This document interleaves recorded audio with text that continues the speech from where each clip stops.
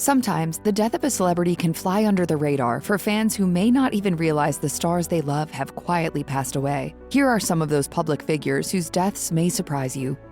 When Elizabeth Peña began acting, the last thing she cared about was fame or fortune. She was all about exploring the craft. Speaking with La Prensa San Diego, Peña's friend Tony Plana recalled, "She loved acting and enjoyed immersing herself in the role, and she didn't really talk about the process, which was intense and deep." Peña was known for her performances in films such as La Bamba, Tortilla Soup, Lone Star, and Rush Hour. Later on, she appeared as Gloria's mother on Modern Family. It's been in my family for 5 generations. Is anything in her family new? Just you. Peña died on October 14, 2014, at the Cedars-Sinai Medical Center in Los Angeles. She was 55 years old. While initial reports said that she died of natural causes, a copy of her death certificate obtained by TMZ revealed that Peña's heart stopped due to gastrointestinal bleeding. The medical examiner also noted that cirrhosis of the liver due to alcohol was a contributing factor in her death.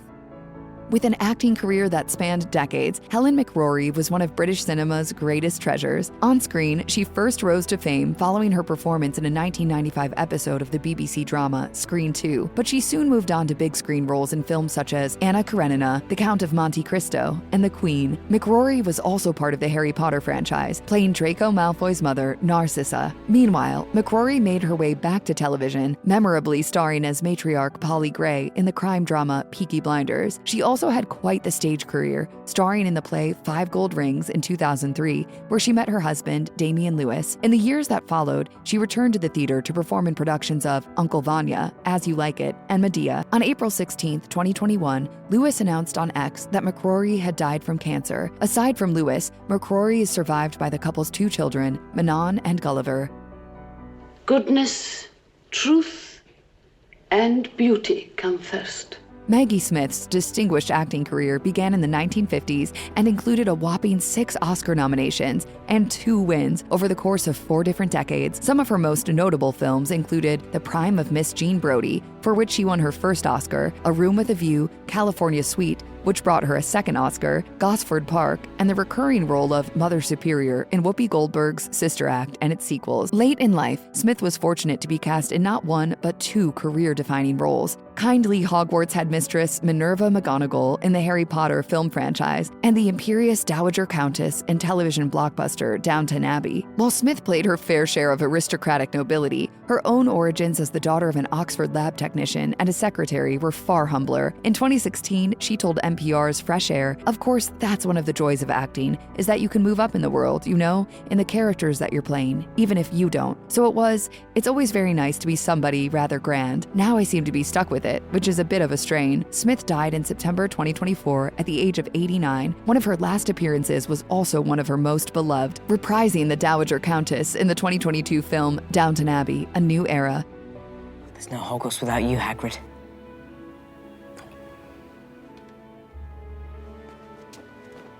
Long before he came to be known as the scruffy and lovable Hagrid in the Harry Potter movies, Robbie Coltrane was already a 3-time BAFTA winner, known for his portrayal of criminal psychologist Dr. Edward Fitzgerald in the award-winning ITV series Cracker. During an interview with Radio Times, Cracker writer Paul Abbott recalled, Guinness wanted to sponsor Cracker, but Robbie refused because they'd closed their Scottish distillery in the 80s. He said he'd walk if they didn't back down. ITV knew they couldn't make the show without him. In between seasons, Coltrane starred in films like Ocean's 12 and the James Bond installment, The World Is Not Enough. Later on, when casting got underway for Harry Potter and the Sorcerer's Stone, author J.K. Rowling wanted Coltrane to play Hagrid. Coltrane stayed on for all 8 movies, becoming one of the franchise's most popular characters. Coltrane died from multiple organ failure on October 14, 2022. You could be watching it in 50 years' time. Easy. I'll not be here, sadly, but Hagrid will. At 4'11", Leslie Jordan was small in stature, but time and time again, the openly gay star appeared larger than life on screen. Jordan's Hollywood career goes back to the late 80s, when he got his start making brief appearances on TV shows like CBS Summer Playhouse, Night Court, Annie McGuire, and Murphy Brown. Several years later, Jordan landed the iconic role of insufferable socialite and Karen Walker's frenemy Beverly Leslie on the hit sitcom Will and Grace. Well.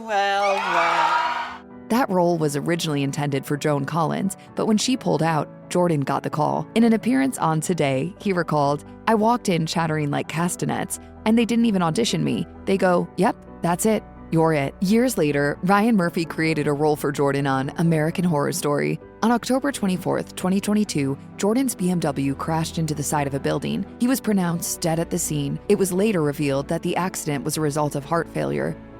Angus Cloud kept it simple and specific. In an interview with Greatest magazine, he said, "I wanted to work a job where I would get paid and get free food and get to live on a cruise ship and travel the world." Then the unexpected happens. Cloud was walking around Manhattan when a casting director stopped him and asked him to audition for HBO's Euphoria. Soon after, he was on set in Los Angeles playing drug dealer Fezco O'Neill. The show was a resounding success, and Cloud became one of Hollywood's most recognizable rising stars. He settled down in LA, although he missed his family. But in May 2023, his father died of mesothelioma. Cloud was devastated. I'm not gonna help you kill yourself, Drew.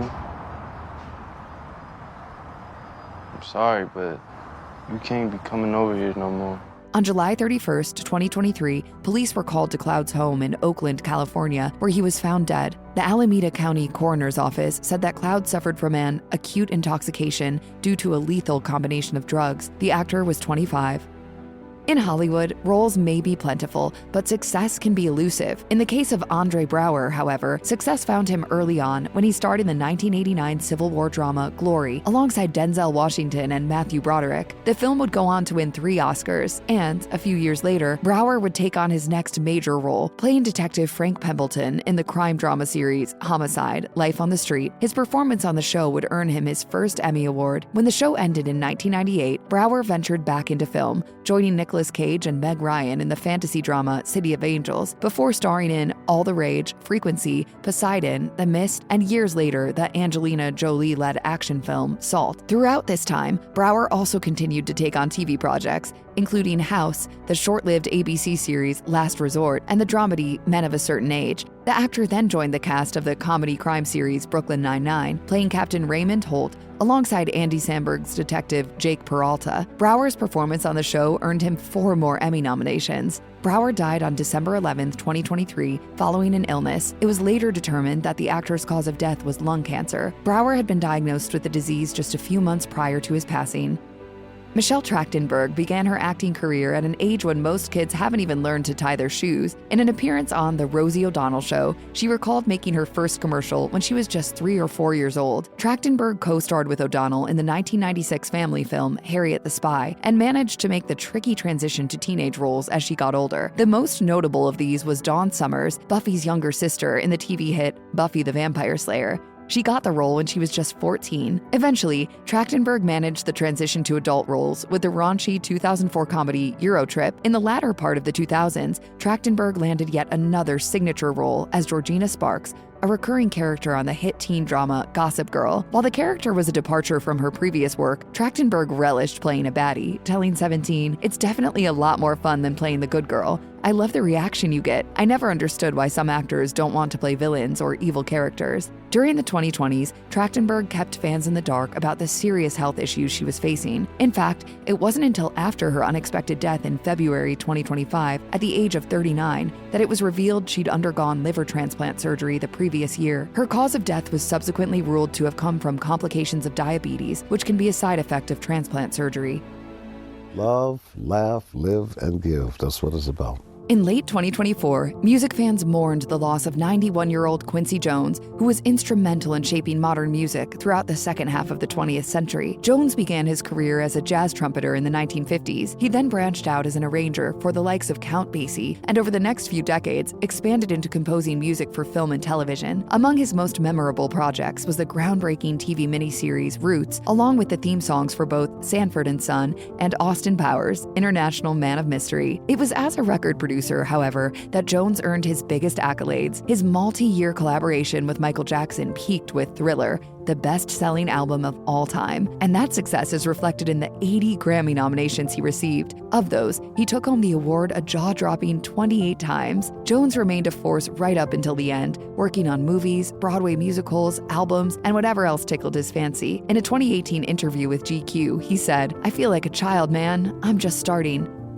When it debuted in 1990, Fox teen drama Beverly Hills 90210 quickly became a pop culture phenomenon, and at the center of it all was Shannen Doherty, whose portrayal of Brenda Walsh, a recent arrival to the 90210 area code, was a key factor in the show's success. Unfortunately, her on-screen work was overshadowed by tabloid reports of on-set clashes with her co-stars, which ultimately culminated in Doherty being fired from the show. Whatever went down, it wasn't enough to prevent 90210 producer Aaron Spelling from casting her in a subsequent series, Charmed, in which Doherty played one of 3 sorceress sisters. But once again, history repeated itself when Doherty was fired after 3 seasons, allegedly due to a feud with co-star Alyssa Milano, although it probably didn't help that she was arrested for DUI the previous year. So you'd rather have a tense reunion filled with boring chit-chat and unimportant small talk?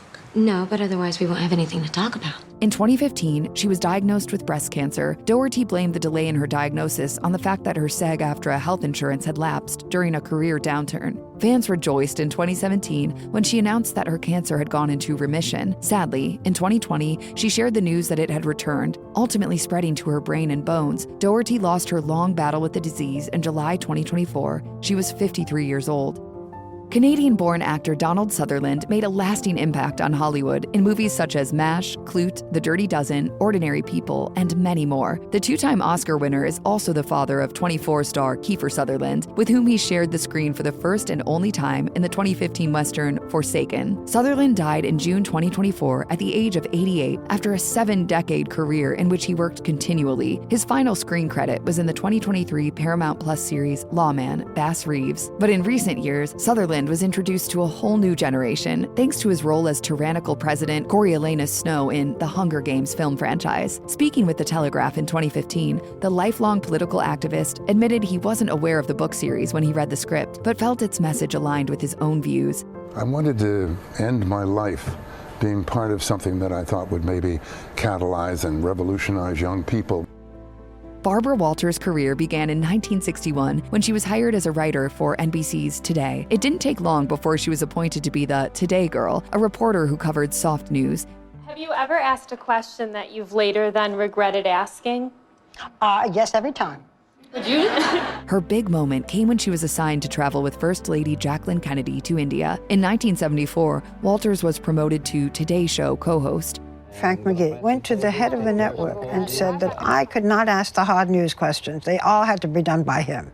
2 years later, she made the jump from NBC to ABC, where she made history as the first ever female network news anchor and signed a stunning $1 million annual salary deal. That said, Walters didn't stay on the news desk long because she and co-anchor Harry Reasoner didn't get along. I've kept time on your stories and mine tonight. You owe me 4 minutes. Walters left the news to host ABC's hit news magazine show 2020. Over the years, she became known for high-profile interviews with celebs like Monica Lewinsky, Fidel Castro, and Katharine Hepburn. Later on, she famously co-hosted and executive-produced The View. In 2014, Walters announced that she was retiring. On December 30th, 2022, Walters died at home from natural causes. She was 93, a fact that had long been a closely held secret. For Thuy Trang, it was a long, arduous journey to the screen as Trini Kwan, the Yellow Ranger in the series Mighty Morphin Power Rangers. Trang, her siblings, and her mother fled their native Vietnam following the fall of Saigon, traveling by boat for around 9 months with very little food or water. I can't do it, but I have to. In her new life in California, Trang beat out as many as 500 other actors for the role of the Yellow Ranger. She appeared on the show for 2 seasons. On September 3rd, 2001, Trang died after the car she was riding in suddenly swerved off the road. Years after Trang's death, some of her fellow Power Rangers reunited on screen in Mighty Morphin Power Rangers, Once and Always, where it was revealed early on that the character of Trini sacrificed herself to save a friend. Kelly Preston made her on-screen debut in Hawaii Five-0 in 1980, followed by her breakout role in the rom-com Mischief. She went on to play the girlfriend Tom Cruise dumped in Jerry Maguire and the mom in the family comedy The Cat in the Hat. While working on the 1989 comedy The Experts, Preston met John Travolta. A few years later, on New Year's Eve 1991, he proposed. In the years that followed, Preston continued to pursue her career while raising the couple's 3 children. But in 2009, Preston and Travolta's son Jet died of complications from a seizure while on vacation in the Bahamas. Preston acted opposite her husband one final time in the 2018 crime biopic Gotti. Just 2 years later, in 2020, Preston died of breast cancer at the age of 57. Wise up, folks. We're all alone out there, and tomorrow we're going out there again. William Hurt's career began on stage, and his love for acting eventually led him to the Juilliard School. Hurt's first major film role was in Ken Russell's horror sci-fi film Altered States, in which he played a scientist who uses drugs and other techniques to explore the origins of human consciousness. Hurt received a Golden Globe nomination for his performance. Hurt quickly moved on to major film projects, including The Big Chill, Broadcast News, Children of a Lesser God, and Kiss of the Spider-Woman, for which he won the Oscar. Do you think you're the only one who suffered? You think it's easy to find a real man? He made his Marvel debut as General Thunderbolt Ross in the 2008 film The Incredible Hulk, then reprised the role in various films across the Marvel Cinematic Universe. In 2018, it was revealed that Hurt was suffering from terminal prostate cancer, which had spread to the bone. Hurt died on March 13, 2022, just a few days before his 72nd birthday. Treat Williams was so certain he wanted to be an actor that he was willing to give up football. Speaking with Vermont Voices, he explained, "I didn't think you could be a jock and be in the theater company at the same time." Williams soon landed an audition for the road company of Grease and was hired to understudy Danny Zuko. Around the same time, Williams' film career took off, especially after his breakout performance in the musical film Hair. More film projects followed, including The Devil's Own with Harrison Ford and Brad Pitt. Williams eventually took his talents to TV, starring in Everwood, Chicago Fire, and Blue Bloods. On June 12, 2023, Williams was riding a motorcycle in Vermont when he collided with an SUV that was turning left into a parking lot. He didn't survive. Years before Cephas Jones became an Emmy-winning television star, he was making a name for himself in the theater. In 1985, Jones made his way to the New Yorican Poets Cafe and joined the cast of the play Don't Explain. The actor then appeared off-Broadway in plays like Holiday Heart, Everybody's Ruby, and Our Lady of 121st Street. Jones made his Broadway debut in 2004 when he joined the cast of August Wilson's Gem of the Ocean. Meanwhile, on-screen, Jones played many small film and TV roles before being cast on the NBC drama This Is Us as William Hill, Randall Pearson's terminally ill biological father. He went on to win 2 Emmys for his work on the show. In 2020, the actor underwent a double lung transplant and remained in the hospital for almost 2 months, hooked up to a ventilator. He told the New York Times in 2021 that he did what it took to get back on stage. He returned to Broadway one last time for the 2021 production of Clydes with Uzo Aduba. That the end is not sad, Rebecca. It's just the start of the next incredibly beautiful thing. On August 19, 2023, Jones died from pulmonary issues. Before actor Michael Gambon went on the stage, he was on his way to becoming an engineer, but after he finished his apprenticeship, he decided to give theater a go. He soon landed a small role in the Gate Theater's production of Othello. Around this time, the actor met Laurence Olivier, who would go on to be his mentor. Under Olivier's guidance, Gambon performed in several productions with the National Theatre Company. By 1980, Gambon was ready to become a television star, taking on the lead role in the musical drama The Singing Detective, for which he won his first BAFTA award. In the years that followed, Gambon also established himself as a film actor, appearing in movies such as The Cook, The Thief, His Wife and Her Lover, Paris by Night, and The Rachel Papers. Gambon was knighted for his services to drama in 1998. Later on in his career, he starred in films such as Gosford Park and Sylvia. Dark and difficult times lie ahead. Soon we must all face the choice between what is right and what is easy. Around the same time, Gambon took over the role of Albus Dumbledore in the Harry Potter franchise. Following the death of actor Richard Harris, Gambon made his Harry Potter debut in the 2004 film Harry Potter and the Prisoner of Azkaban and stayed on until the end of the series. On September 27, 2023, Gambon died of pneumonia. He was 82. After serving in the Army in the 1950s, David McCallum turned his focus to acting, landing several movie roles fairly quickly. Then the work dried up. That's when his friend, actor Charles Bronson, suggested having lunch at the MGM commissary. There, he met writer Sam Rolfe, who would go on to create the spy series The Man from U.N.C.L.E. McCallum was cast in the show as secret agent Ilya Koryakin. He eventually grew so popular that fans mobbed Macy's New York on the day he was set to make an appearance. David, you look very relaxed for a man who spends the whole week hunting down the men in the black hats.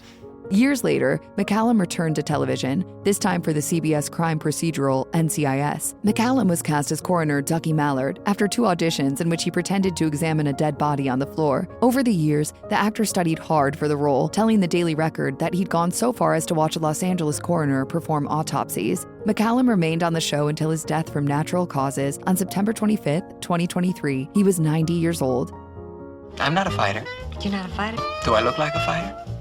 Ryan O'Neal started out in the world of amateur boxing before setting his sights on Hollywood. It wasn't a stretch. His parents were also in the business, his mother as an actress, and his father as a novelist and screenwriter. In the early 60s, O'Neal appeared in several small roles on shows such as Westinghouse Playhouse, The Untouchables, and Perry Mason. But it wasn't too long before he landed a regular TV role in the romantic drama Peyton Place. Just a year after Peyton Place went off the air, O'Neal was again capturing everyone's attention, this time as the lead in Arthur Hiller's Love Story, which was his modern take on Romeo and Juliet. On screen, the chemistry between O'Neal and co-star Ally McCraw was sizzling. He earned an Oscar nomination for his performance. O'Neal continued to work in films throughout his life, but he began to have serious health issues. In 2001, he was diagnosed with leukemia. Years later, in 2012, O'Neal also learned that he had prostate cancer. In a statement to People, he said, "Although I was shocked and stunned by the news, I feel fortunate that it was detected early, and according to my extraordinary team of doctors, the prognosis is positive for a full recovery." O'Neal died on December 8, 2023, at the age of 82. It's no exaggeration to credit sex therapist Dr. Ruth Westheimer with bringing human sexuality out of the bedroom and onto the radio airwaves. Of course I read that 50 Shades of Grey. Not great literature, but interesting to read. Her hit radio show, Sexually Speaking, revolutionized talk radio by taking often taboo topics to the forefront and was syndicated in hundreds of stations across the country. Distinctive for her diminutive size at 4'7", thick German accent, and bawdy sense of humor, Westheimer frequently traded wisecracks with the likes of Johnny Carson and David Letterman during the 1980s and 90s. I do believe in let's make love instead of let's make war. There's nothing more interesting. But even before she became a star, Westheimer's life was far from dull. She was orphaned when her parents died in the Holocaust and wound up living in the Middle East. Prior to Israel becoming a state, she joined Haganah, a Zionist paramilitary organization, and trained as a sniper. In a 1985 interview with People, she recalled, "For some strange reason, I can put 5 bullets into that red thing in the middle of the target, and I knew how to assemble a Sten gun with my eyes closed." I have an obligation to live large and make a dent in this world. Westheimer died in July 2024 at the age of 96. In that 1985 People interview, she said that she was aware that her stardom, which she ultimately maintained for the rest of her life, could have been a flash in the pan. She summed it up, saying, "When it's all over, I'm going to say I had a good time. Then I'll do exactly what I did before. Meanwhile, I've got a lot of nice new clothing."